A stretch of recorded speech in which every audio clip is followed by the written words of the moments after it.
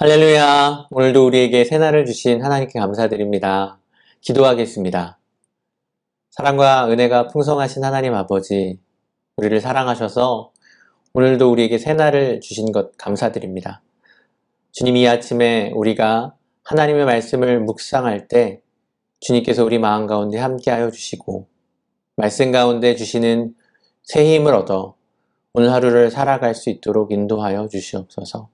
감사드리며 예수님의 이름으로 기도드립니다. 아멘. 오늘 본문 예언에서는 곡이라는 새로운 인물이 등장합니다.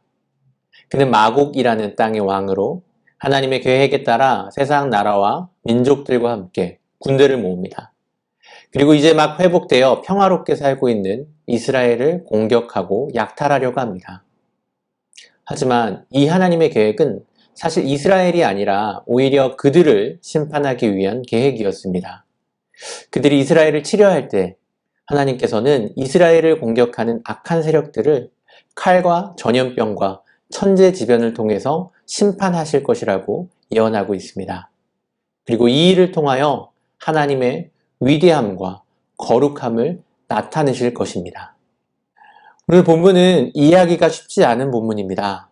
본문에 새롭게 등장하는 마곡 땅의 왕 곡이라는 인물이 누구인지 알기 어렵기 때문입니다. 요한계시록 20장 8절을 보면 사탄의 미혹을 받아 곡과 마곡의 백성들이 최후의 전쟁에 참여하는 장면이 나오는데 여기서 그들을 땅의 사방 백성이라고 이야기하고 있습니다.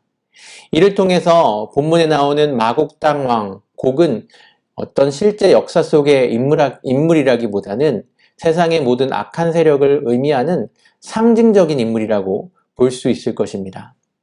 세상의 악한 세력들은 마지막 날에 하나님의 백성들에게 최후의 일격을 가하려고 할 것입니다. 하지만 사실 그들은 멸망을 위해서 하나님의 갈고리에 깨어져 나온 것으로 이 최후의 공격을 통해서 멸망당하는 것은 하나님의 백성이 아니라 그 세상의 악한 세력들이 될 것입니다. 예수님을 믿는 하나님의 백성인 우리들도 세상에서 고난을 당할 때가 있습니다. 세상에 하나님을 거스르는 불의한 자들과 시스템들은 말씀을 따라 살아가고자 하는 우리들을 공격합니다. 예수님도 제자들에게 너희가 세상에 속하였으면 세상이 자기의 것을 사랑할 것이나 너희는 세상에 속한 자가 아니요 도리어 내가 너희를 세상에서 택하였기 때문에 세상이 너희를 미워하느니라고 말씀하셨습니다. 우리가 세상에서 고난을 당할 때 우리는 예수님도 세상에서 고난 받으셨음을 기억해야 됩니다. 예수님은 세상에서 고난을 받아 십자가에서 죽기까지 하셨지만 그것은 예수님의 패배가 아니었습니다. 오히려 사탄의 세력에 영원한 패배와 심판을 가져온 가장 영광스러운 승리였습니다. 악한 세력들, 사탄과 마귀가 우리를 공격하는 것은 그들의 최후의 몸부림일 뿐입니다. 그들이 우리를 공격할 때 하나님께서 곧 그들을 완전히 멸망시켜 주실 것임을 믿으시기 바랍니다. 그래서 사탄의 공격에 흔들리지 말고 하나님의 백성으로 담대하게 예수님을 끝까지 따라가는 저와 여러분 되실 수 있기를 주님의 이름으로 간절히 소원합니다. 기도하겠습니다. 영광과 능력의 하나님 아버지, 예수님을 통하여 우리에게 승리를 안겨주신 것을 믿고 감사드립니다.